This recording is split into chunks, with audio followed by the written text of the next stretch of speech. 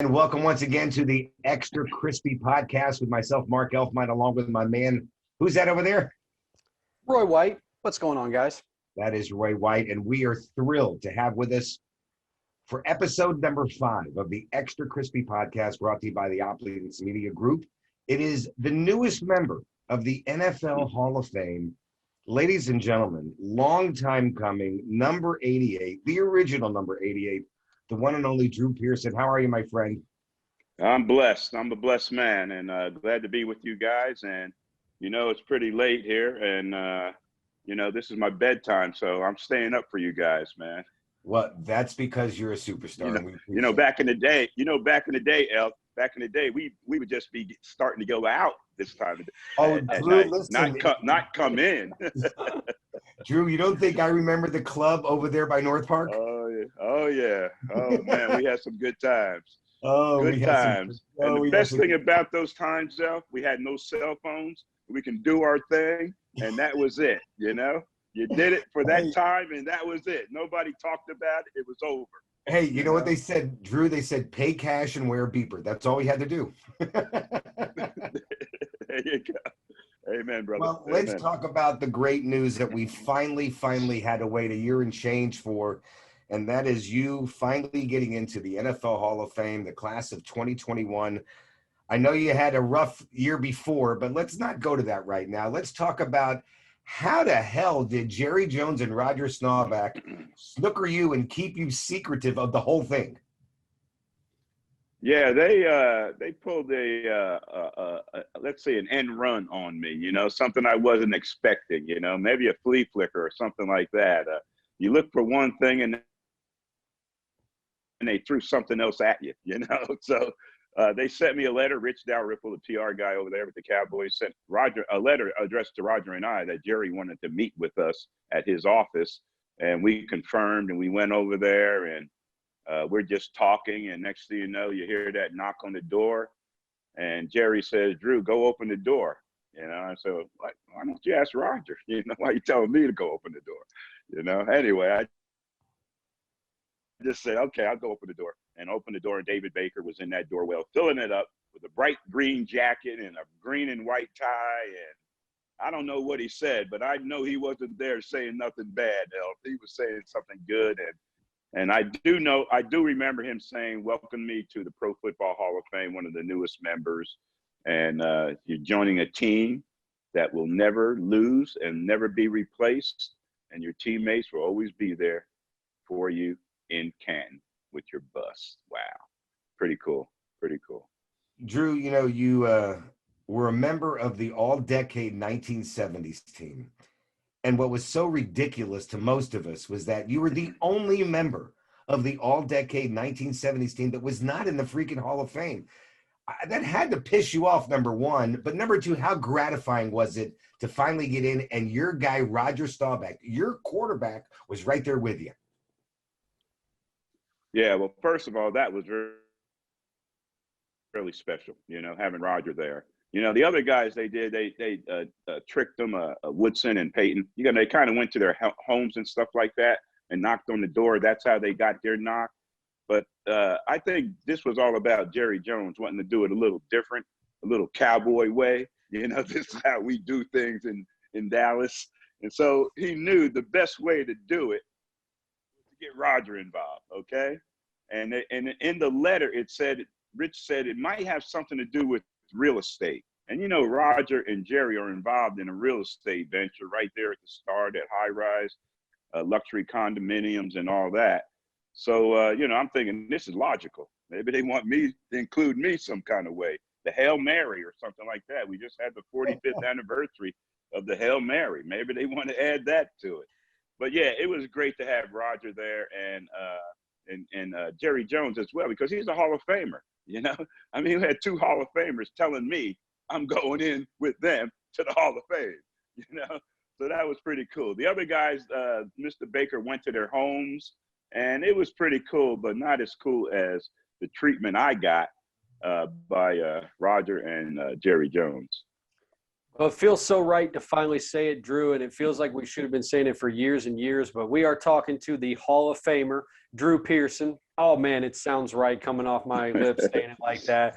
But I got to Yeah. say, Drew, you know, after waiting 33 years to finally get the news, you get the news there with Jerry and Roger, and then you're told you have to hold on to that news for 12 days before it can get out. What was it like Yeah.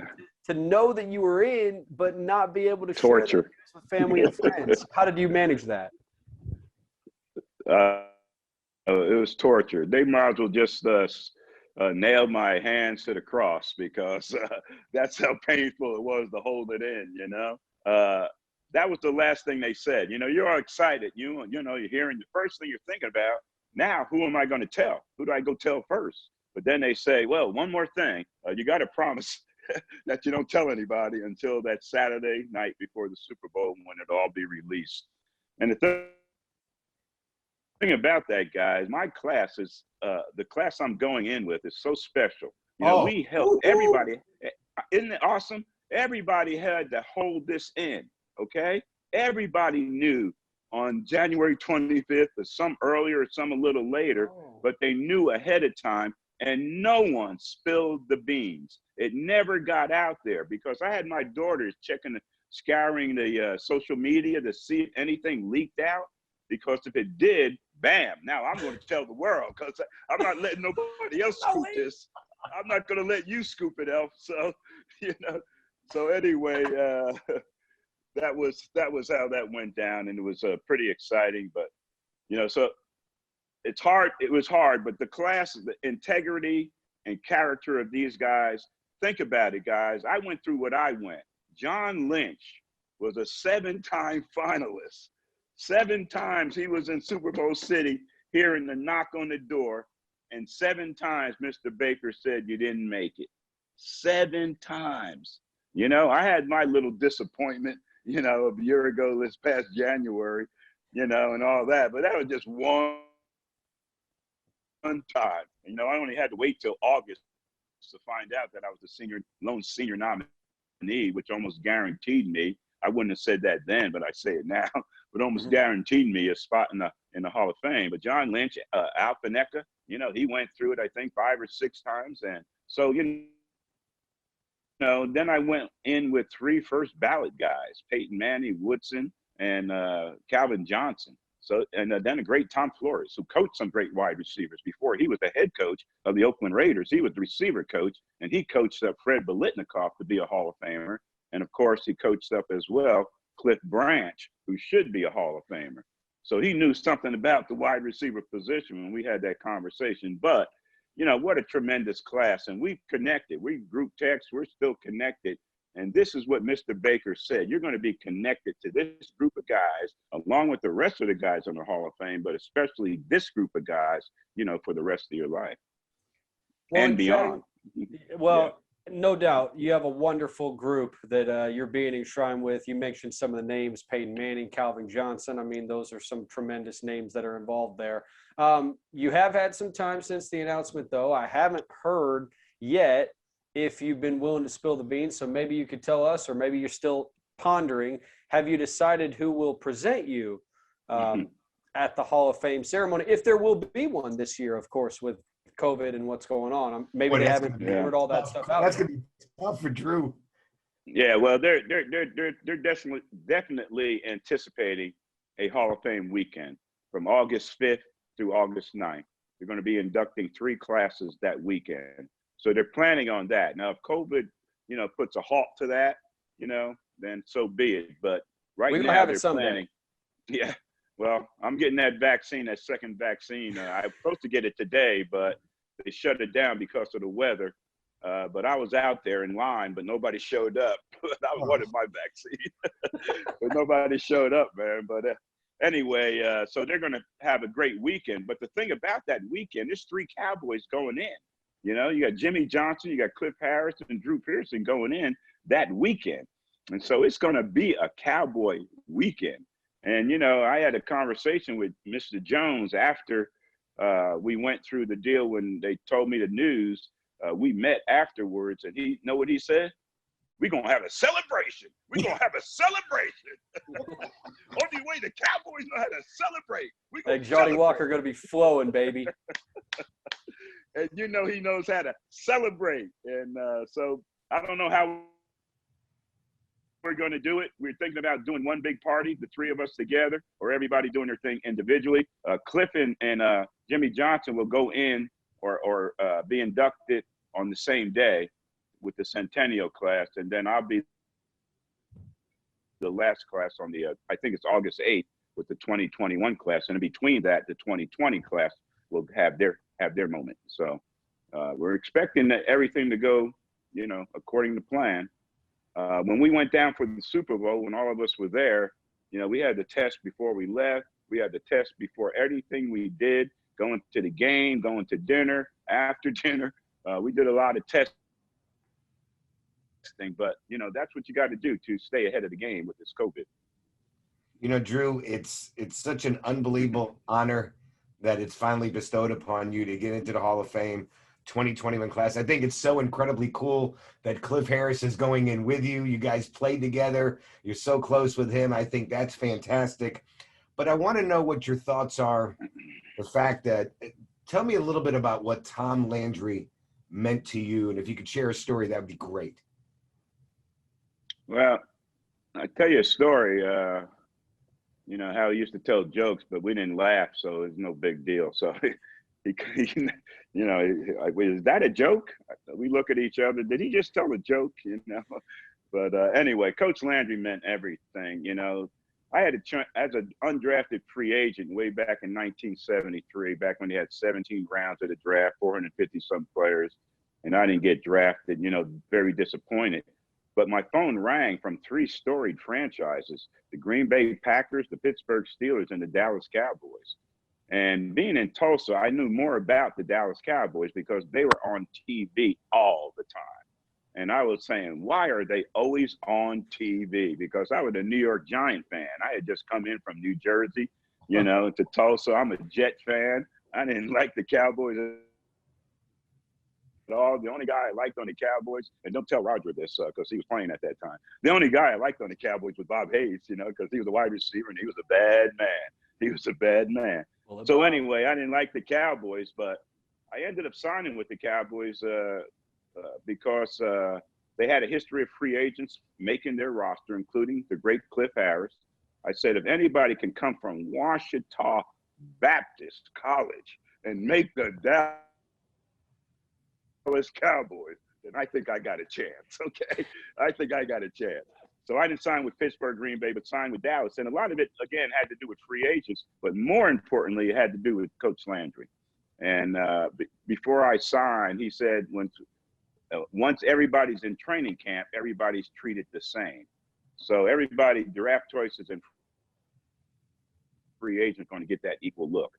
But Coach Landry's system was set up where it didn't just depend on talent and ability. You had to have that, but you also had character. You had to have intelligence. You had to be passionate about the game and do whatever it took to win and all that, the sacrifices you had to make and all that, So, going from as an undrafted free agent from Tulsa, where we had 3 losing seasons in 4 years, three head coaches in 4 years, and 3 years of probation in 4 years at Tulsa, and then going to the Dallas Cowboys, all that, unsteady situation at Tulsa, and then going to the Dallas Cowboys where it's so steady, it's like a rock, you can't move it because they know what they're doing.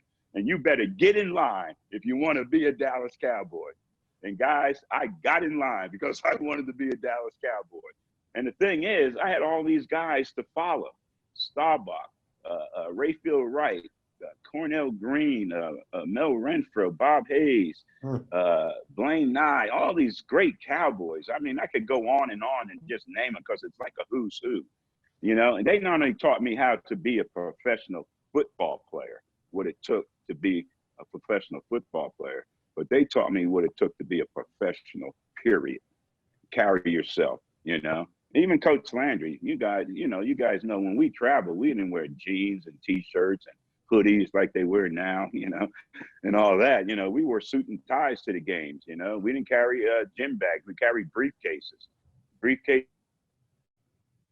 in hand, computer in the other hand, computer printouts. We're using the computer. When I came into the Cowboys in '73, they had already been using the computer to study tendencies of their opponents.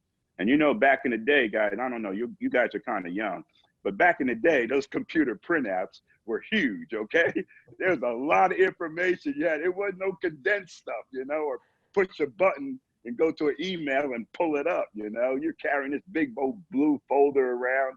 And the thing about that, when we traveled, going to the foreign cities and the hotels, if we go downstairs for a meeting, we go downstairs to meet a relative or a groupie, whatever we went downstairs for, you had to have that playbook and that computer printout in your hand, and you better have that tie on. So all those things we did, it's the little things that made us winners back in the day. The 7 championship games I played in 11 seasons. It's the attention to detail. That's what Coach Landry was all about. And if you pay those attentions to detail, then that teaches you how to be a professional, not just a football player, but a professional, period.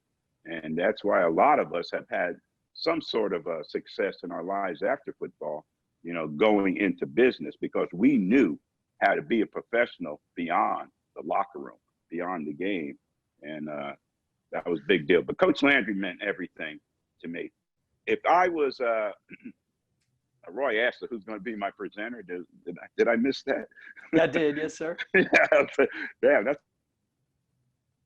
a long way around, Roy. You should be tired. I was going to come back to it. But anyway, okay. Coach Landry would be number one, okay, if he was with us. And maybe he and Coach Harvey Martin would be somewhere in there. Billy Joe Dupree, you know, Billy Joe Dupree. I haven't mentioned him yet being in the mix, but he's in the mix because Billy Joe, Harvey, and myself came into the league together in 1973, and we retired at the same time for different reasons, but we retired in the same year after the '83 season. So we played 11 seasons. So Billy Joe has to be in the mix because he was there every step of the way. Every time I looked to the right of that huddle, ever since my rookie year, Billy Joe Dupree, number 89, was right there. Guess how many games he missed? 0. None. Okay? None. You know, so he's in the mix. And, of course, my quarterback, Roger Staubach, you know, what can I say there? And then my kids, I have 3 beautiful kids, 3 adult kids. They would do a tremendous job. And then as a kid growing up, there were 7 of us. I have 1 sister left, my older sister. She said, don't call me the oldest sister or the older sister. She said, just call me the older sister, whatever. But anyway, she would do a great job because she's very articulate. She's in hospital administration and doing a great job with the COVID up there in New Jersey, handling her crew and all that kind of stuff. So, you know, it'd be an honor for her to do that. So, but what I was thinking about, guys, and this would be unprecedented, I'm thinking about putting it on eBay and putting it out to bid to a Cowboy fan, to the highest bidder. Why not? Hey, I'm a marketing guy, you know? Hey, ching, that'd, ching, you know? That'd be pretty damn cool, Drew. That'd be pretty damn cool, and I'd like to know what people would be willing to pay for that. Oh, that is fabulous. Wouldn't that be something? Yes. Hey, talk to David Baker. You know, I don't see why you couldn't do that.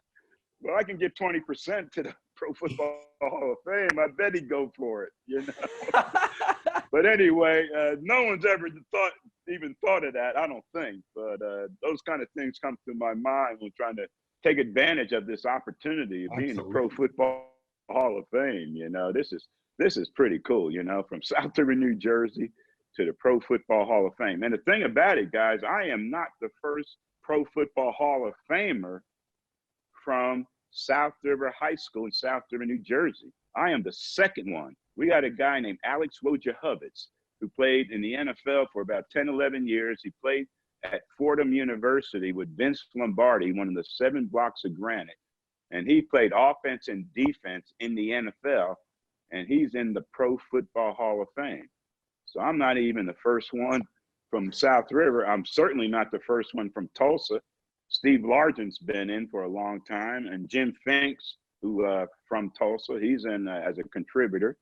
And let's see, I'm not the first Cowboy. I'm not the first free agent. Maybe I'm the first Pearson. Okay, maybe that's good enough. The first Pearson in the Pro Football Hall of Fame. I'm keeping going further and further down that list, Elf. So I find something that I'm the first of going into the Pro Football Hall of Fame. So well, maybe the first to wait cool. 33 years to finally be inducted into the Hall of Fame. Well, that's 33 years as a senior and 5 years on top of that. So it's 38 altogether. Yeah, wow. Yes, sir. So you go 38 years, you really don't think it's going to happen. What gave me that shot in the arm was then when you're talking about that Centennial class where I was a finalist there. And that gave me a shot in the arm. But I had some good people behind me. Rick Gosselin, he's been in my corner pushing me like, wow, he should be tired because he pushed me right through the door along with Shareen Williams, And, Rick was special because he's on the senior voting committee, so he's in that room when they're talking about the seniors. And he told me about the log jam there is, going through that senior door. And it's even getting tougher because with the new rules for going in finalists, there's only one senior candidate a year. So, man, just think about how many guys retire or become eligible after their 5th year. Just think about how many guys play every year. 32 teams, 53 players. That's a lot of players. And that's why the Pro Football Hall of Fame is the toughest to get in because there's so many great players. We don't share this Hall of Fame with high school basketball and college basketball like the Basketball Hall of Fame. This is all about pro football, Yes, and sir. so more people players play for pro football than any other sport. So there's more guys trying to get in. That's why it's so tough. But it is as special a class as exists in sports. I told them now that I'm in, make it tougher. That's the spirit. Well, on that note, Drew, because I did want to ask you, not all about kind of the past, looking forward a little bit. You've always been someone who's been willing to share your opinions and your thoughts about kind of where the game's headed, the players that are engaging in it and how they're kind of interacting with today's social media world, right? I wanted to ask you, we're always asking, what could you do to improve the game? What do you think can make the game better? But I want to know if there's something that has changed in the game since you played that you think has actually made the game worse? Is there a particular aspect of it that you look at and you say, the game would probably be better if they did it the way we did it back in the 70s? Yeah, that's interesting because there might be a list of things that I think that could make the game better. But one thing for sure is the salary cap, okay? That restricts, excuse me, teams of keeping players, developing players, and keeping players, and keeping players on that team throughout their careers. And because the salary cap, now the league is more transient. Even with the salary cap, the players are getting the money anyway, I mean, there's so many of them that aren't getting it because they become victim of salary cap. When you got 1 or 2 or 3 or 4 players eating up most of the salary cap, those second, third teamers, not making the money. So if they could eliminate that, then I think you'll get a better quality of football out there on the field. You won't get as many drop passes. You'll have better players. I look at these defensive backs and I go crazy. I'm like saying, give me a shot. I can run these routes right now. I'm looking at these guys and saying, oh my goodness. If I could take that lick off the line, I think I could get in that secondary and do a little shake and bake and get open against these guys. The coverage. I'm watching them down on the goal line, They don't take anything away. Their head up. Oh, my God. I'd come out the huddle holding my pants because, man, I'd look at Roger and Roger would look at me and say, look what we got here. Look what we got here. Because if he's head up, he don't know if I'm going in or out. That's what I want. You try to get Mel Blount back in the day to play head up, okay? No, he's cocked inside, and good luck trying to go inside. You're not going. You're going one direction, that's the outside, and he's going to bump you all the way downfield, You don't see that in the game now. These the soft coverages that they play, and all that. You know, even with Coach Landry's innovative offense, I can implement that in today's game and be successful running that offense as a coordinator or, you know, whatever, as our offense going in.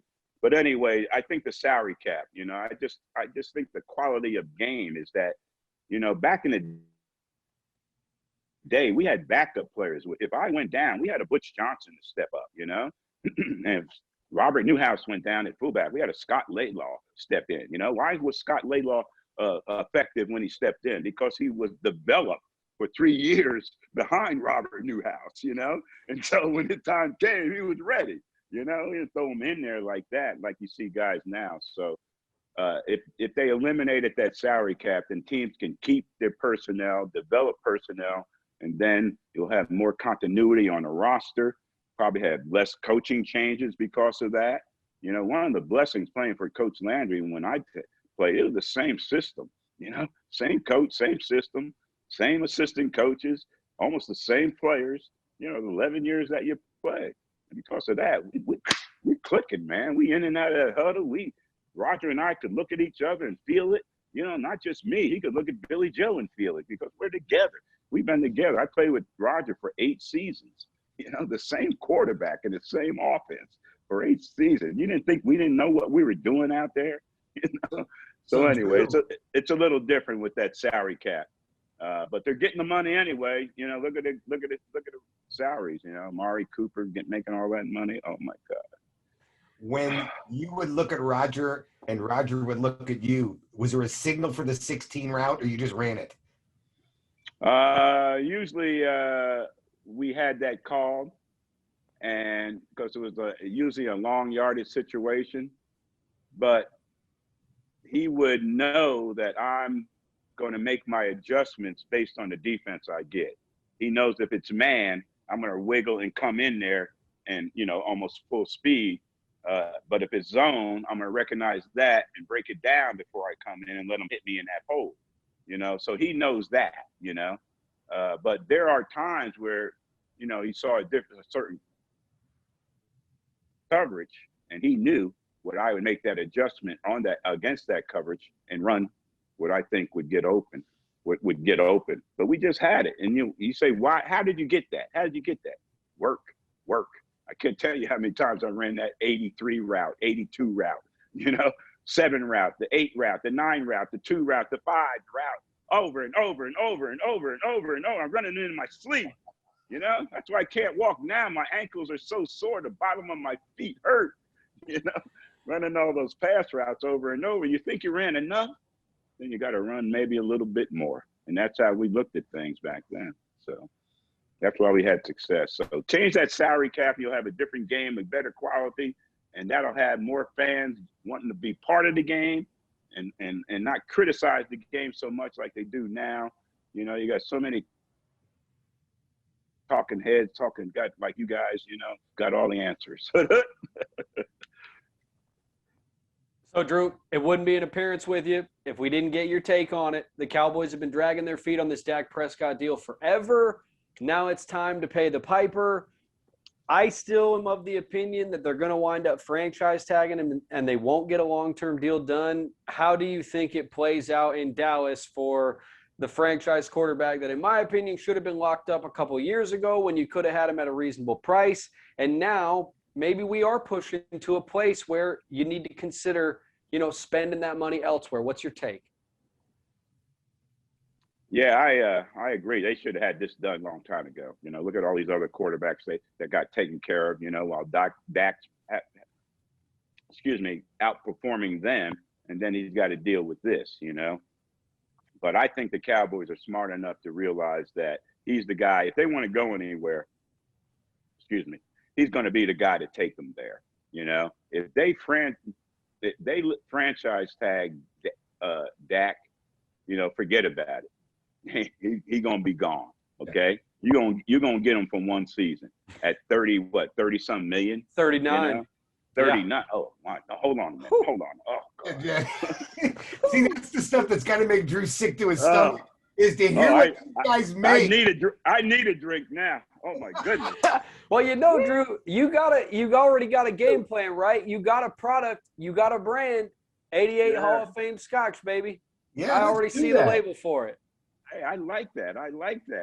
Man, okay. If I get that, do I owe you anything? 5%. 5% just for the concept. Okay, that's good. It. That's good. That's a good point. Okay, it's a small amount.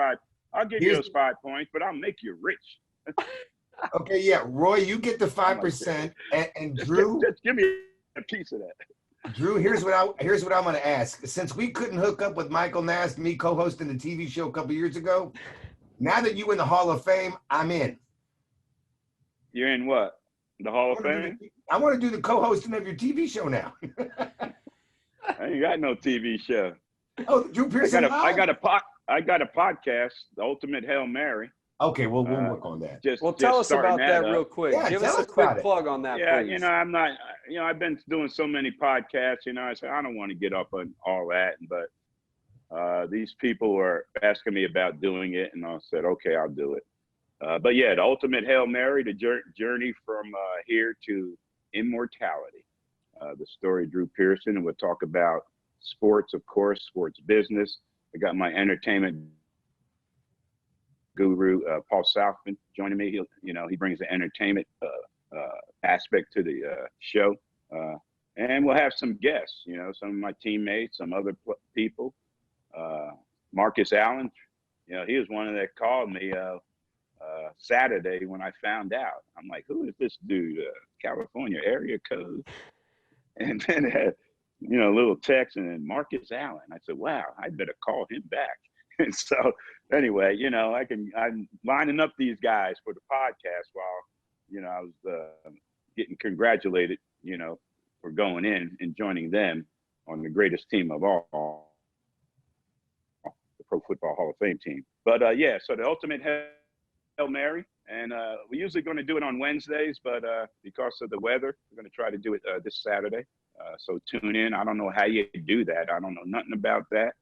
All I know is I'm doing it. I'm going to sit there like you guys and ask somebody questions and stuff like that. So maybe I can get you guys to be a guest on my podcast. All right? Hey, we'll plug it. We'll plug it on the feed. Help promote the hell out of it, and we'll talk about it. Whatever we got to do to make it work for you, my friend. That's the most important. Right on. And we do it like this, via Zoom and all that, Yeah. Keep it clean and keep it cool. The guy that's producing my podcast, he also produces Cole Beasley's podcast. Okay. And so a good friend, he produced a lot of his music too. Cole doesn't do that country stuff. He like that rap. No. Oh yeah. No. He like He's that got rap. Some skills too. He'd be bringing it, man. You got to do a double take when you say, "Oh, is that Cole?" He'd be bringing it. Yeah, he don't have to. He got no shame. He'd be bringing it, and if he didn't bring it, the hardest critiques and critics would be his teammates in that locker room. The locker room. They would definitely let him know. Oh yeah. The locker room they don't lie, and they don't pull any punches in the locker room. They let you know exactly what's going on, how they feel. So it's all good. Well, Drew Pearson, listen, my friend, it's been a long time coming. I cannot tell you how happy Roy and I are for you. And I think you've seen, I'm not surprised at this, but how many people around the world, not Texas, not Dallas, I'm talking around the world, are so happy for you.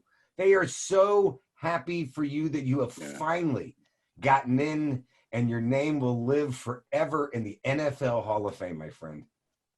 Yeah, immortality, man. You're right. So many people, so many text messages. Like I said, Marcus Allen, but I've heard from Joe Theismann, other NFL players, even Phil McConkey. Remember Phil McConkey? Oh, number 80. Yes. Yeah. I'm like, what? I did a double take. Phil McConkey, man. I mean, these people are, but anyway, just regular Cowboy fans and people that, kind of been going through this ride with me, the ride of disappointment, the ride of why aren't you, the ride of being the only all-decade member of the 70s not in, and all that kind of stuff. They were with me on that ride to the Ring of Honor. I waited 29 years to get in that, so they were riding me there. But these fans have been unbelievable. And you know what, Elf and Roy, nothing could make a guy feel better when you get that kind of respect. And, when two groups of people respect you for what you've accomplished as a Hall of Famer, one is your fans, and they appreciate what you did and respect you that way. And the other is your teammates, you know? And you get a call from Rayfield Wright and say, finally, the Hall just got better now that you're in it. You get a call from Tony Dorsett, you know? You get a call from Rogers. I got a call from Joe Green, you know? I said, Joe, we ain't got no game this week, so be nice, Joe. So anyway, it's a great honor. I'm enjoying it and living, and so glad that I can enjoy it. You know, have my faculty. I'm 70 years old, guys. To be able to have my faculties and do what I do at 70 is amazing, and so I can enjoy it. But this is all about immortality. You know, you want to create something that outlives you.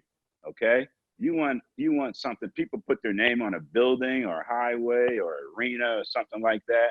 You know, my immortality will be in the Pro Football Hall of Fame and in the Dallas Cowboy Ring of Honor with my name up there in AT&T Stadium. Wow, how cool is that, man? That's pretty cool. Well, so blessed, guys. So blessed. You were a Hall of Famer for every Cowboys fan that is alive. You were a Hall of Famer to anybody that saw football in the 60s and the 70s. And now, and in my opinion, for someone who never saw football in the 70s, right? I was born in 86. You've been a Hall of Famer every step of the way in your post-career. Every opportunity, I think, with the media, you know, as a member of the media, not just the media, but the fans, you have continued to give back and give back and give back to this game. So I think just from that standpoint, so many of us are thrilled to finally see you get the respect you mentioned that, you know, you deserve, but you earned. You put in the work to earn that respect, sir. Amen. So again, thank you for joining us on the podcast. And what an unbelievable, opportunity for Elf and I it is to have our first guest on the Extra Crispy podcast be the brand new guest, right? I'm leading off. Yes, sir. The Hall of Famer. You don't know how great this was. It's gonna go downhill from here, guys. Hey, we know. But we started on the high point, right? We start up in the mountain and we'll let it roll downhill from there. That's all fine good, with guys. Us. I appreciate you having me on, man, as a Hall of Famer. It's all good. God bless you, man. Take care of yourself, my friend. All the best. Hut, hut. Hut, hut. Right on. Thanks, guys. Thank you, Drew. I'm out. Thank you so much. Have a scotch. Hey, Drew, cheers to you, sir. Wow. Thank you. Oh, yeah. And I'm serious about that. I mean, you don't got to pay me on it, but the scotch thing, you know, you're a Hall of Famer now. You got the brand. 88 has always been a nice-looking number. That would look nice on a bottle. You know, it's like slimming. I don't know. Think about it. I'll go talk to my friend Bennett Glazer, who owns the company. Because you could get that done. There you go. Yeah, it's already churning. Yeah, it's already churning. Yes, sir. Absolutely. All right, guys. Cool. We're gonna get it rolling. Yeah. Thanks, Drew. Appreciate it. Appreciate you doing this at night, and stay safe. All right, y'all too. Be safe. All right. Thank you, sir. Bye-bye. That's the great Drew Pearson. Roy White. That was fun. Amazing. That was stuff right. The guy's amazing. Fucking amazing. We Drew and I met him when he lived in an apartment complex at Meadow and Central. And one of my close friends, Jake Tatel, lived in an apartment complex, and we would go hang out at Jake's place. And Drew, as a rookie, lived next door in the apartment complex. And we would see him all the time. And then we just became friendly, and he became a player, and on and on and on and on. But to like you said, whether you saw him play in the 70s or not, it doesn't matter. Yeah. You heard about him, you read about him. We've been watching and hearing about him for years and years and years. And those of us like myself who I watched him growing up as a kid, and I remember the Clinton Longley pass. I remember the Hail Mary pass. But the pass I remember the most was the Danny White pass against the Falcons for the game-winning touchdown. You know, I was like, oh my God, you know. But just fantastic, and I'm very happy for him. And that was some good stuff right there. Yeah, just another one of Elf's buddies that he grew up with. And this is the other amazing thing, Elf. Like, I just love the fact that you were around Dallas sports at a time when the commingling could kind of exist. Because in today's day and age, the idea that you could wind up a couple apartments down from a rookie of the Dallas Cowboys, I'm sorry, like, that's not happening. That's a pipe dream. Yeah. Unless you're like already a millionaire, you're not living next to the rookie of the Dallas Cowboys. No. Sorry. But it just, like I said, fantastic. I don't think I've ever seen the Metroplex DFW get so giddy and excited for any athlete getting into the Hall of Fame. We've seen many guys get in the Hall of Fame in the past 20 years, but I just don't remember the outpouring of love and, oh man, it's about time. This is so great for Drew Pearson. So again, fantastic, good for him. And I do think it's really nice that, you know, you're getting guys in and they are young enough to enjoy it. Does that make, you know what I mean? Yeah. Unfortunately have guys that are after the fact and unfortunately maybe have passed away. And that's difficult to handle, but he's getting in 2021 and that's good stuff there. All right, let's reset. This is the Extra Crispy Podcast, episode number 5. Can you believe we've done 5 already? It's hard to imagine. Pretty cool. Hard to imagine. Yeah, pretty cool though, Elf. You can follow me. I'm Roy. Elf, and you can follow Roy at RW3. There you go. Please. And then the podcast, of course, is at Extra Crispy Pod. And then you can follow our man TJ at TJ Garski with an E. Garske, right? That's right. SKE at the end there. Garski.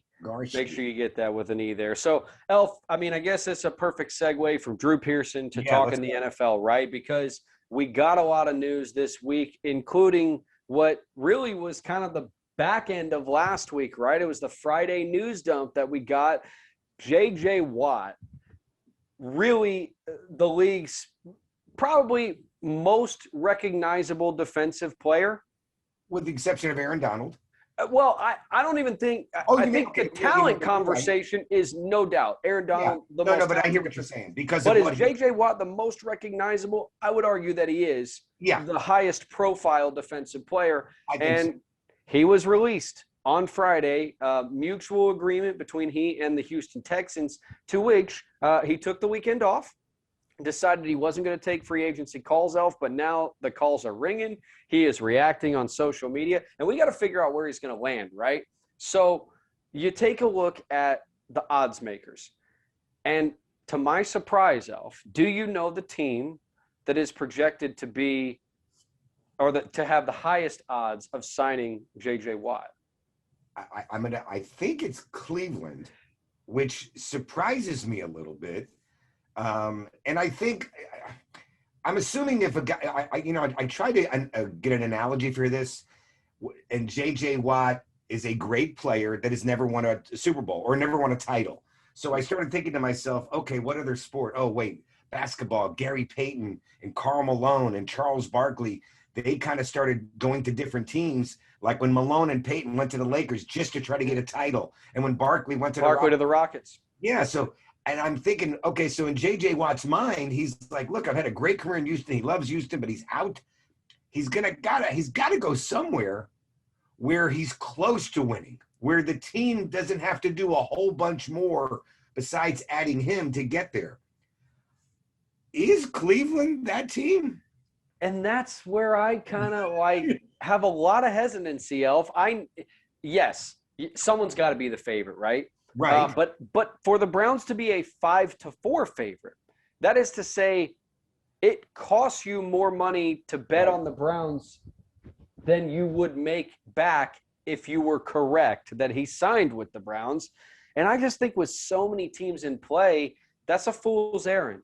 It's kind of folly to assume that Cleveland is the best fit. Now, many people are going to point to Pittsburgh, right? Because he's got his 2 brothers there. Right. In Pittsburgh already playing. You think you'd pair him alongside, the other spectacular Watt brother that's running off on the sidelines, and they'd be a great fit together. But Pittsburgh's got their own cap issues to deal with. And the possibility that their starting quarterback is no longer going to be the guy next season in Ben Roethlisberger. To me, that doesn't fit the bill of a team that's right on the doorstep. Yeah. And I think that if I'm J.J. Watt, I want to get the hell out of the AFC. I mean, I don't want to have to worry unless I get Kansas City to up the ante and say, okay, look, we'll put you next to Chris Jones. Okay, you want to play over here? You can play over here. The only other thing is Buffalo might be interesting. Cold weather doesn't bother him. He's from Wisconsin. But I'm thinking you still have to get through Kansas City. And Cleveland's going to be a team to reckon with, I'm sure. I'm assuming Indianapolis is going to be a little bit better. If I go to the NFC, I can run up to Wisconsin and go hang out in Green Bay land, right? Mm-hmm. That again, which does make sense, but I don't know how close they are. Well, you mentioned specifically AFC versus NFC, right? Right. And I would argue in the NFC, if we're just breaking down who scares you from a quarterback standpoint, right? Drew Brees is gone. Tom Brady, yes, just won a Super Bowl, but Doesn't scare me. It's not going to take us until June until Right. everybody is saying that Tom Brady's noodle arm is not going to last. Right. Like, promise you, that is going to happen. So at that point, and I'll be honest, even with their performance in the Super Bowl, right, Elf, I'm not afraid of him. No. And so I look in the NFC, and I would say that is probably the best opportunity. Is Russell Wilson arguably one of the best quarterbacks in that conference? Well, yes, but how much help does he have? Next to none. You have an entire division in the NFC East, right? That's probably top heavy with the Dallas Cowboys. How close are they? Well, I might not argue that they're close to the top, but I would also argue that they got as good a chance of any team in the NFC to win their division if they can just keep their quarterback healthy. Right. So do they have a decent shot? All that being said, I agree that the NFC is probably the better place for him if he wants to win a Super Bowl, because I think the road in the NFC is a lot less certain to be as difficult as the AFC will certainly be. The Titans and Ryan Tannehill are probably coming back. You know what Patrick Mahomes does. Lamar Jackson is really like one breakout year away from becoming that complete unstoppable quarterback, right? I mean, he has that ability if he can just put together the passing ability, the accuracy, I guess, from a pocket passer opportunity and maybe get some wide receiving help. But yeah, Elf, Green Bay, to me, that seems probably like the best option. It seems that, and here's another little curveball, okay? As much as J.J. Watt is the guy, right? I think what he could sit back and wait, and I don't know how long this will be, the Deshaun Watson sweepstakes, wherever he goes, can completely change everything. I mean, if Deshaun Watson goes to Carolina, that changes their whole outlook. If Deshaun Watson somehow ends up in Miami, all of a sudden that changes everything. If is Matthew Stafford going to be the difference in LA? I don't know, but San Francisco already has a good defense. You know what I'm saying? How much more does he add to the pie if he goes there? I can't see that happening. The Green Bay thing makes a lot of sense, but I still think Green Bay needs more than just him. You know what I'm saying? No, I mean, I do know what you're saying. You got a point. Like, there's not necessarily a place, I mean, outside of maybe Tampa, where I suppose J.J. Watt could come in and take that mercenary money that Ndamukong Suh got, right? On a 1-year, $8 million deal. That's reasonable for J.J. Watt, and maybe that is his best option. But to move on from the J.J. Watt thing is, again, that's kind of up in the air, and you mentioned Deshaun Watson anyway. Did want to talk about that because that Panthers angle. The rumor, I don't really even want to say this is a rumor that got out. This is an article that was written by an individual who is a Panthers fan or a Panthers follower, who basically just threw it out there as to what it might take to get Deshaun Watson. And they threw out 3 first-round picks and the inclusion of Christian McCaffrey. And I got to say, if the Panthers were willing to do it, I think that's probably a move that actually does make sense for him. I know it sounds crazy. Maybe 3 first-rounders is too much in addition to Christian McCaffrey, who was also a first-rounder. But I think the part of that makes sense, and it's mainly because I'm a don't pay your running backs bukus of money advocate. The minute you've done that, that player has become less valuable to you than a player that, in all honesty, quite frankly, you could probably find in the 4th or 5th round. You might not find a Christian McCaffrey there, but you can find someone. I Okay. was chatting with former Laker Michael Thompson about this. Yeah. And we were talking about who would get the better of the deal. What team would be closer to winning? If Deshaun Watson went to Carolina and Matt Rule's got things going over there in a nice way, and they got the new owner and everything. If Deshaun Watson gets to Carolina, how much closer are they? Then again, if Houston gets 3 number 1 picks and Christian McCaffrey, and then here's the wild card.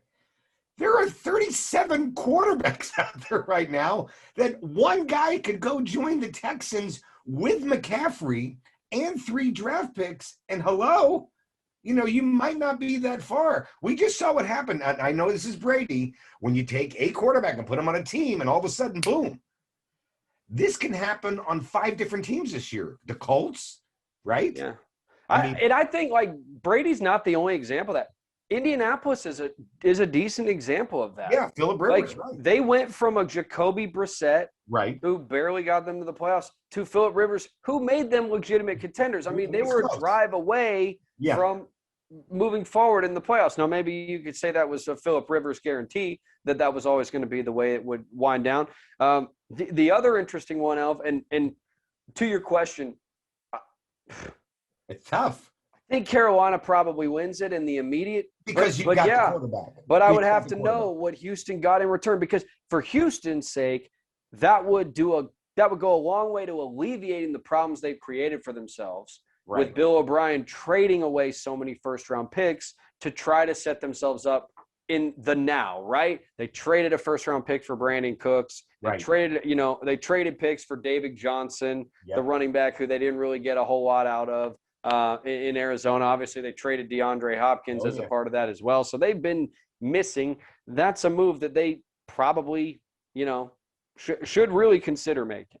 The other one that I've seen out there a lot of, and this could, again, a seismic shift in the AFC potentially, the Denver Broncos are really working hard to try to pursue and craft a deal for Deshaun Watson.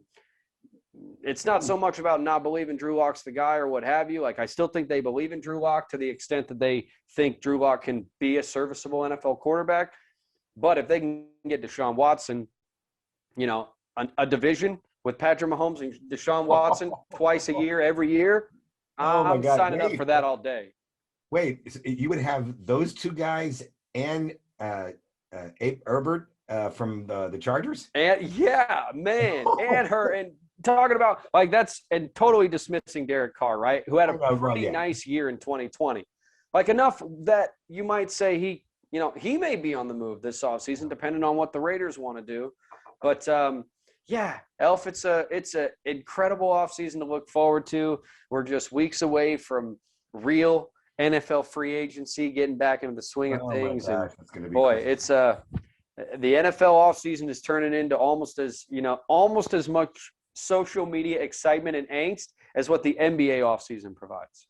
Yeah, it's NFL's become 365. I mean, I never thought in my lifetime I would ever think it would be 365. I never thought in my lifetime I would watch the NFL Combine. I never thought in my life I'd watch guys running 40-yard dashes. And I mean, but guess what? We do, and we just love football. But as you said, that's coming up. The NBA is still going on, but guess what is coming up? I mean, I can taste it. Hold on. Is it coming or is it here, Elf? I have read reports this week that it's here, that it's happening. Here, pitchers and catchers have reported, Roy White. Woo! Boy. I love me some baseball. As you can see, my dad's collection of hats behind me. I think there's every freaking hat on the world that I've ever I would have never known you were a baseball fan, judging by that background. But, look, it's here, and that's exciting. And we talked a smidge about it before, how MLB's kind of said, okay, we're going to keep the 7-inning doubleheader rule. We're going to keep the guy at second base. We're going to keep the 3-pitcher minimum with the relief pitchers and so on and so forth. Okay, fine. It is what it is. They're planning on having a full season.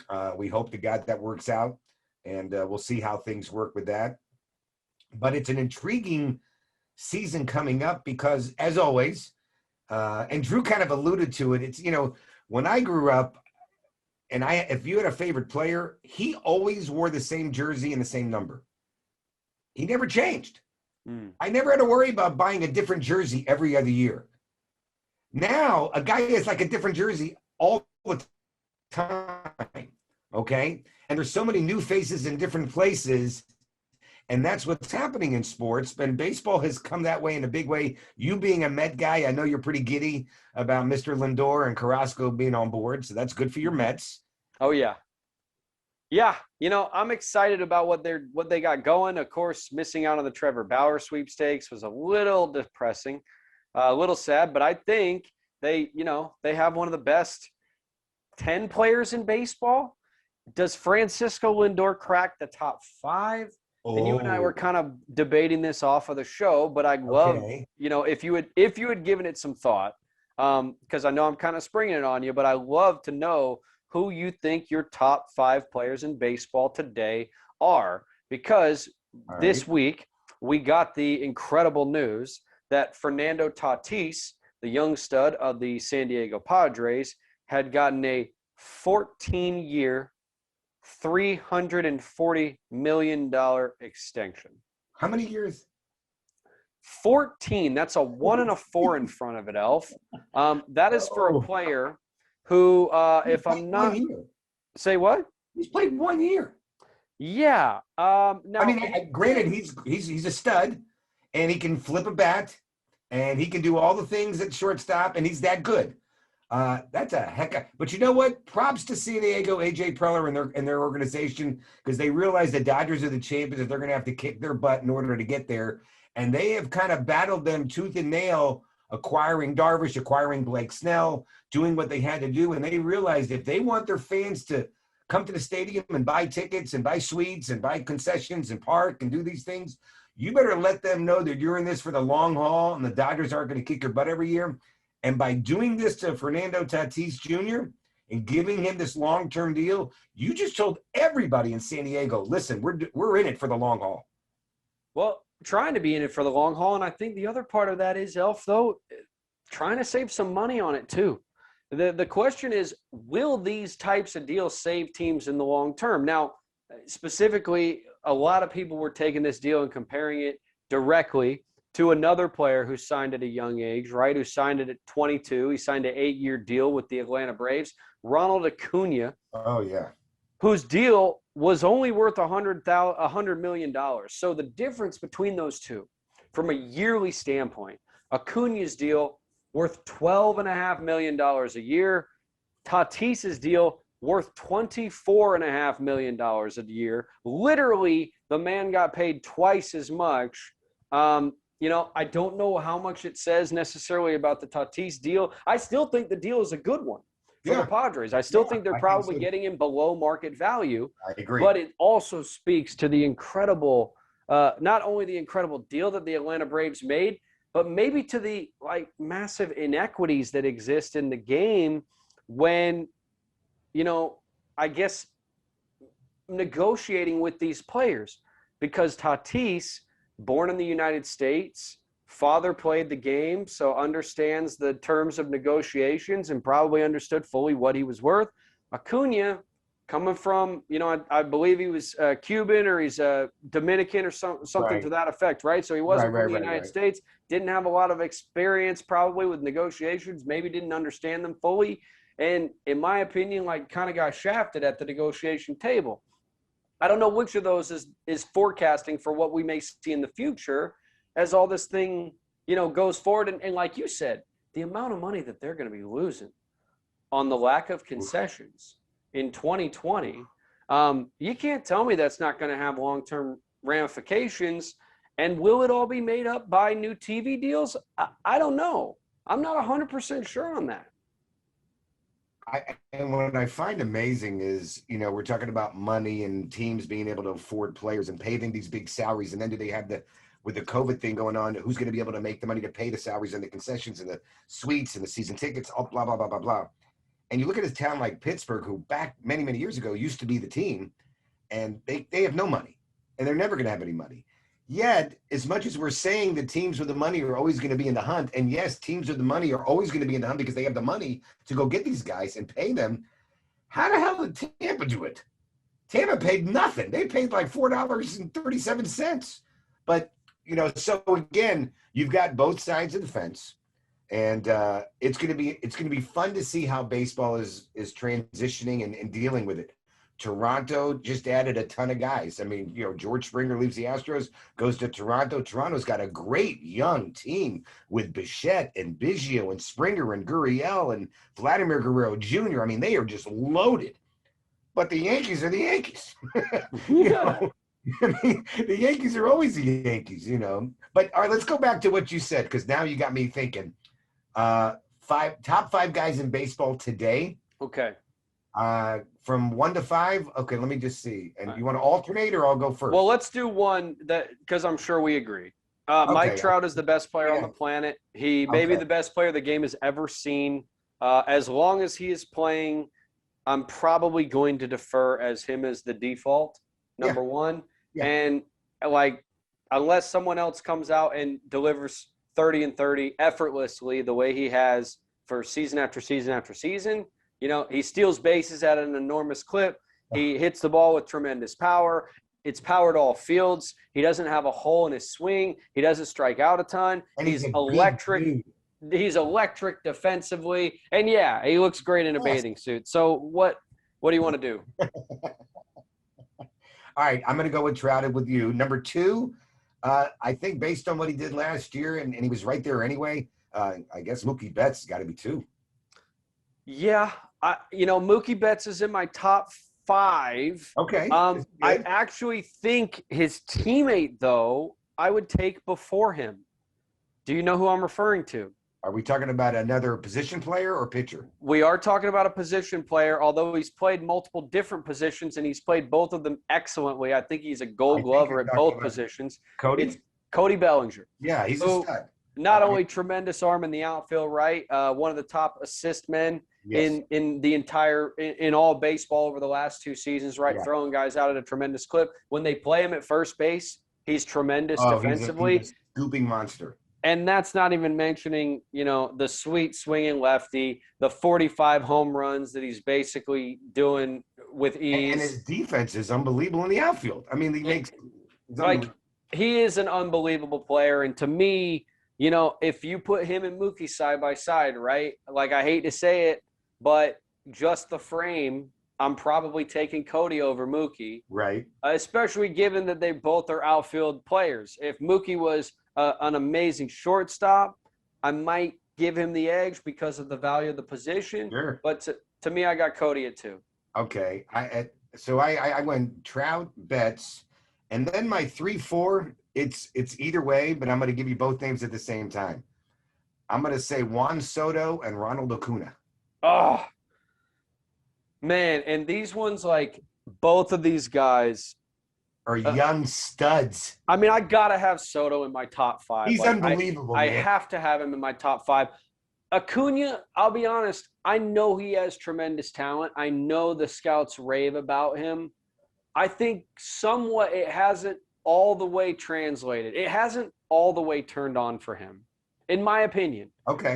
I still think a guy who's capable of hitting over 300, right, and hasn't quite done that yet. Hitting with pop, right? Hitting with power and really good defensive player as well. Yeah. But I might argue he's not even the best hitting player on his team. I might give that. That's Freddie Freeman. That's Freddie Freeman, right? Yeah. It's Freddie. Yeah, so, no doubt about that. Because of that, I think I'm going to go on the other way with him. I'm going to say Soto is a member of my top 5, and I'm actually going to say a guy who I'm kind of leaning on to get back there. He probably wouldn't have been considered that last season because of all the injuries he went through. But Christian Yelich, I am a believer in. I'm a believer. I didn't think his season was a fluke. We're talking about a bona fide MVP candidate when he's fully healthy. Kind of put the Brewers on the map. Yep. When they signed him from the Marlins, and you think back to that Marlins team, man, the talent that they did have is really it blows your mind. But I gotta have Yelich in there, kind of sliding in there with Mookie, right? I think he and Mookie are kind of on that same plane, right? But I give the nod just slightly to Christian. And my fifth guy, and when you talk about position, if you're playing the corner, third or first or short, I think that's a big deal. I'm going to go with Bregman. Okay. I figured maybe we both might get some hometown guys in there or guys we like. I have no arguments about Alex Bregman, though, right? Has lived up to his pedigree and probably then some. I think, if anything, he's probably surpassed every great Astros player that kind of came up. Like he has moved past Altuve. Granted, Altuve's a little older, right? Don't necessarily want to say he's as good as Altuve prime, but he's getting there. He's certainly passed Correa in the value department. Yeah, and the thing about Bregman, besides his hitting, but his big hitting, I mean, big time hits and big time RBIs, his defense is off the charts. Yeah. I mean, dude, I watch every game, and he makes those one-handed, barehanded. He's just terrific. I mean, granted, look, Arenado's out there. I know. I mean, who else did I have? Freeman. I had Yelich. I had Tatis Jr. in there. I mean, there's so many great players. Yeah. That's why the top five is really it really is tough. Like you're separating the wheat from the extra wheat, like the great wheat from the really great wheat. And it is a tough conversation to have. I did want to get a picture though in the conversation of, and specifically one that I am rather fond of. The stats, at least the win and loss stats, do not bear out the fact of how good he is. But I'm sorry, like, if you don't agree that Jacob deGrom is the best pitcher in baseball, I will fight you. No, first of all, you don't have to fight me. I will. He's the best pitcher in baseball. Okay, thank you, sir. And here's the funny thing: there's some guys that are great pitchers that, when you watch them pitch, it's like work to watch them. You know what I'm saying? It's like they're laboring. Jacob deGrom, I love to watch him pitch. When he mows guys down, and when he gets his game going, I don't know if there's anybody more dominating. I mean, look, Randy Johnson was that guy.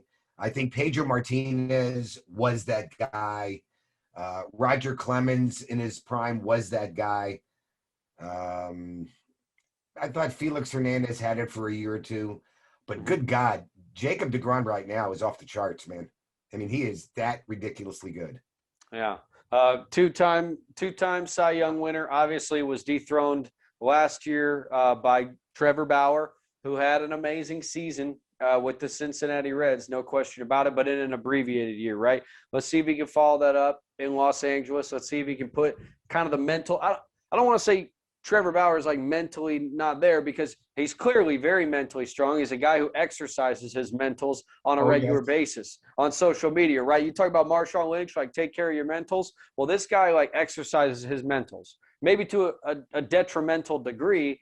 But having said all that, like he was one of the best players, if not the best, certainly the best pitcher in baseball last season, outside of the other Cy Young winner and Shane Bieber. But let's see him, back it up. Let's see him back it up with another great performance before I put him above, a guy like deGrom, who, again, maybe a hometown homer there. But the consistency of what he delivers, any other team, right, if he just got a decent level of run production, we're looking at a back-to-back-to-back 20-game winner. All right, let me introduce this fun game that maybe we can play this year, okay? It's called Three Guys in Baseball. Do you recall this game? Of course I know this game, Elf, and I love this game. My only question is, how will we be able to Okay. See, I wasn't sure if you remembered it. Oh, yeah. Okay, because I thought to myself, does Roy remember the game that we did back on the radio show? Oh, yes. And that's let's explain it, and then we'll try to figure out how we could do this, because I don't know if it's possible to do. We might just do it on the side for fun, but it's basically on a day of on the day of a game, whether it's a day game or a night game, each guy, Roy or myself, would pick three players, and they have to total 5 hits or more for the day. And you're thinking, well, that's a piece of cake. I'll take Trout, Soto, and Betts, and I got this. Yeah. And you got the whole pool. Yeah. You can take anybody. You can take anybody you want, and it is not that easy. And it's kind of a fun game to do if you're not doing fantasy baseball or something like that. But can't have no you and I will in have that game together. We'll figure it out if we just do it on the side, or we can figure out how we mix it in with the podcast. So Yeah, maybe we play against Elf and Roy on the Extra Crispy Pod Twitter handle page. Nice. And maybe you and I give our picks on the Fridays when we release these episodes. You know what? That's a great idea. See, there you go. What do you That's think? absolutely perfect. It's not bad. Workshopping on the right. job. What do you say?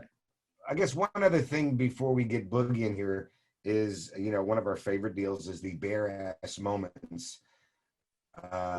And it has been one wild and wacky week. Let's just put it that way. Yeah. Surprised me with this one, Alpha. I didn't know if we were going to get there or not. Would have been okay if we hadn't, because you and I have been kind of right in the thick of it, right? There's nowhere really that you can start a bare ass moment of the week here in this third week of February that doesn't start with the state of Texas. I'm sorry to say. And you and I both living here in the state probably learned more about the electric grid that operates our state than we ever cared to know. We were not that familiar with it. I certainly wasn't familiar with it beforehand, but apparently we have learned that we are on a completely separate electrical grid than the entire rest of the country. And as a result, the company that is responsible for running that grid, ERCOT, which I cannot even tell you what that acronym stands for, Electric Resource Conservatory of crap Texas. over time. Some crap like that. How about that? Electric resource crap over time. Yeah, regardless, they're not worth remembering because all they have done is shown their bare ass in the state of Texas that has ultimately led to, in some places, 60 to 70% of people being without power for 20, 30, 40 hours at a time. And, normally we would do a bare ass moment of the week, Elf, where we might laugh about the situation or have a joke at someone's expense. 23 people have died as a result of this. Some from carbon monoxide as they were trying to heat their homes by bringing in their, turning their car on in the garage or bringing their grill into the house. And these are people making desperate decisions because the people in power in the state of Texas allowed this to happen. Make no mistake, okay, as we talk about the bare ass moments of the week, people showing the biggest bare ass of the week, not just the people at ERCOT, okay, who run the grid in Texas, but also every member of the Texas state legislature and every member of the Texas state political agency, right?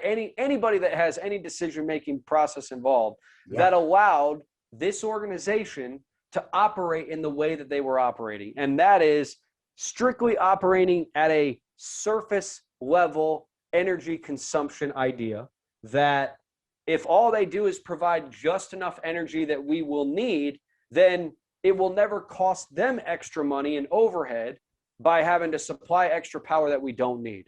The problem with that is, Elf, when natural gas lines freeze and when roadways freeze and people aren't able to drive on them to deliver that natural gas, and the generators operating those power plants for natural gas and coal and all those fossil fuels, those generators go down because we don't have the de-icing capabilities to take care of that. I'm sorry. This is more than bare ass. This is straight up asshole. ERCOT, you are assholes of the week. And I can't argue at all. And you know what? This is on top of COVID. I mean, this and I just got to say that this is the thing that blows our mind is, first of all, we can't believe this actually happened. Like, we understand bad weather, and it's unfortunate. It happens all over the world, and your country that's supposed to be pretty smart, you can deal with these things and prepare. We have weather guys that tell us, oh, by the way, there is a weather storm coming. Okay, right? We've all brought our plants in, and we've covered our, pots and whatever. You wrap your tubes and pipes, whatever you got to do. I see buildings with no power, pipes busting, yet there's a Taco Bell lit up like a Christmas tree. Explain that to me. Whataburger, I understand people are hungry, but you got people's houses for 40 and 50 hours in a row with no power, no lights, no nothing, and they're freezing their asses off. They're assholes.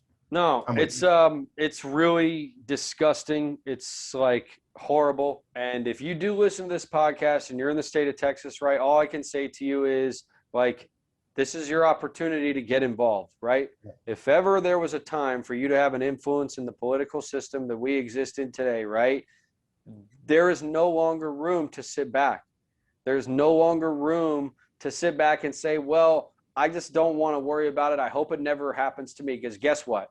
There's a lot of people sitting here in Texas today that probably figured I'd be best to stay out of politics. It's never going to do me any good. And those same people are now freezing their asses off. I had 2 family members today, pipes broke in their house. It's flooding their house. 2 family members. You know what? The other thing, Elf, is we talk about the money. I mentioned briefly. The reason that they did it the way that they did it is to save as much money as possible, to not have to produce extra power on the grid that wasn't needed. Well, as a result of that, Elf, this, according to experts in the insurance companies, this is projected to be the largest, most costly natural disaster that has ever existed in the state of Texas. And that includes Hurricane Harvey, Elf, that ran through here a couple years ago and absolutely destroyed the city of Houston. Remember, there were people driving from Louisiana with their fan boats, right, to drive around the city of Houston to rescue people from floods. This event is going to cost more from an insurance standpoint by tens of billions of dollars than what that Harvey episode, awful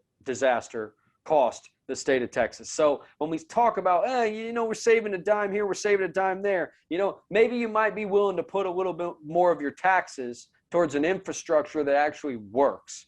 Because I know that I know we are so proud of the fact that we don't pay income taxes, right? Well, you know what? You pay it in one way or the other. You may not pay it on the income tax front. Guess where you are going to pay it? On the insurance front. Yes, as my father used to say, you're going to get stooped one way or the other. Mm-hmm. You're getting stooped. You're getting stooped. It's just how you want to get stooped. Oh, you get stooped over here, you get stooped over there.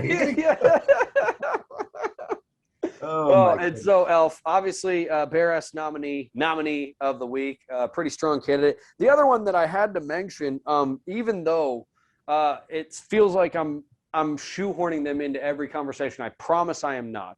Okay, but the New York Mets once again became the subject of a Bear Ass nominee potential of the week again. Because, Elf, you sent me this story that the sexual assault allegations against this club, right? They already got hit with their former GM, who they tried to hire, Jacob Porter, who got accused and ultimately was fired before he ever had more than a month on the job. Then they had news come out that their former manager and current Los Angeles Angels pitching coach, Mickey Callaway, had also engaged in sexually explicit communications inappropriately with reporters. And Elf, you came across this story, so I'll let you take it from here. What's the latest? You go ahead, because this is your thing. I saw it and I said, no, he deserves this one. Oh, thanks a lot for that. Yeah, I totally love getting back involved into the sexual allegation scandals that exist within the Mets organization. And yes, they have just let another coach go as a result of allegations of an inappropriate nature. And to be honest with you, I didn't even know this coach's name beforehand, so I never heard of him either. But I can't say that he played a prominent role. But that's probably more concerning overall. It's one thing to protect a Mickey Callaway. It's one thing to protect a guy in a GM role, right? Or a head coaching role. We saw that here in Dallas with the head coach of the Dallas Stars, right? Oh, yeah. He was dismissed for reasons that no one has seemed to really dive into, and no one is that interested in figuring out, and the team is being very tight-lipped about it. Understandable. Yeah. But you don't run that type of protection for the equipment manager of the team. And so whatever the Mets have going on, Elf, I'm very afraid that this is not the last time they will be mentioned as a Bear Ass Moment of the Week nominee. But thankfully, they're in a candidacy that also includes Ercot. So they're probably not going to take the cake. But they at least get a nomination from me and a salute because, hey, they keep doing their Mets thing for better and for worse. Definitely for worse in this case. Well, I think what we'll do is we've got plenty of NBA we can get to on episode 6, which will be next week. We also have something that we're going to tease for next week. Oh. If you like peanuts, let's just say it has something to do with peanuts. Why don't we make it a little bit more provocative, Elf? If you're a nut guy, if you like having a nut on occasion, maybe in the evening, maybe with your best female friend, if you like sharing a nut, there's nothing wrong with that. That's right. There's nothing wrong with that. You can share these nuts with about 7 or 8 other people, actually. There's nothing wrong with that, Elf. Oh my goodness. Well, let's just put it this way. We have that coming up next week.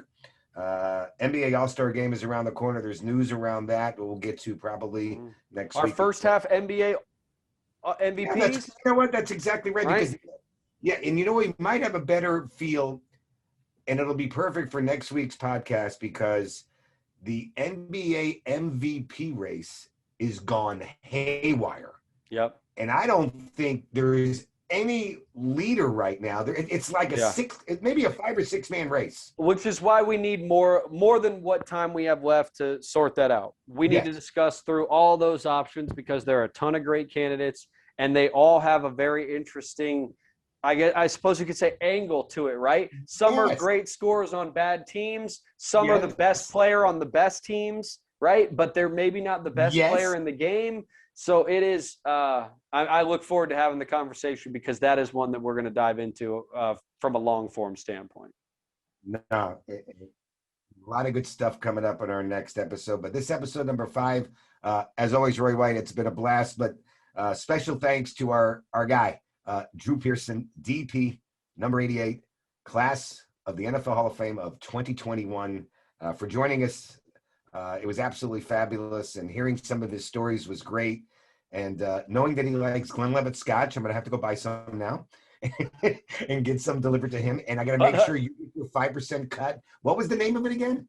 Hey, I mean, Hall of Fame 88, like 88 Hall of Fame Scotch. Like, it's as easy as can be. All he's got to do is slap the double 8s on a bottle, and I promise it'll sell like just to Cowboys fans, right? Oh my gosh. If any of the 88s, right? If any of them, Irvin, Dez, Drew Pearson, whoever is the Michael first. Irvin, that's it. Whoever is the first, right? Whoever, if CeeDee Lamb does it, okay, then he can be the millionaire that does it. But whoever comes up with the 88 brand of some kind to put on a label, an alcoholic beverage, it's $1 million. It's running away. One of those 4 guys, if you've ever worn 88, get on it, Drew. Yeah. Do it. Big time money maker right there. And I'm going to give Roy White all the credit in the world because he gets that one. And I'm going to buy stock in that one. Leave it to me to come up with an alcohol solution for whoever. Yeah, I got to, my Gatorade, my lemonade, and my water. Nice guy. That's my alcohol. It's the Arnold Palmer of my life. What can I tell you? All right, so look, you can follow me at IML. If you can follow Roy at RW3, you please can follow the podcast at Extra Crispy Pod. And we'd like you to rate it, review it, tell a friend, tell an enemy. Tell us what you think. Feedback is very, very important to us. And then when you get to do all that, what's the most important thing you can do? Subscribe. The subscribe button, this one right here. I don't know if it's really right there, but I always like to fuck around and say it's right there. It's in that area. Yeah. That's what we'd like you to do. And, we like the feedback. We're getting feedback. We want to hear more. We're going to be doing a little bit more guests like that with Drew as we move along. We have plenty of ideas lined up for you, and we'll take any suggestions you might have. But again, we thank our guys that present us, Opulence Media Group, and our producer, TJ Garski, doing a great job. But we thank you more importantly for being safe, being healthy. Roy, I'm glad you're good and your family's good. We've been checking on each other all week, and we've got lots of friends and family that have been, a lot of people out there having a rough time. So we wish them all well and safe and all that good stuff. But one thing that Roy White and I know, that we like to have a good time. We try to bring some sports and some levity and some entertainment and laughs. And we like to tell you stories every once in a while. But the one thing the Extra Crispy podcast is going to do every single week, it's going to bring this sports. How's it going to bring you, Roy White? Only one way we do it if we're going to do a podcast, Elf, and that is extra, extra, extra crispy. That's right. See you guys next week. See you next week.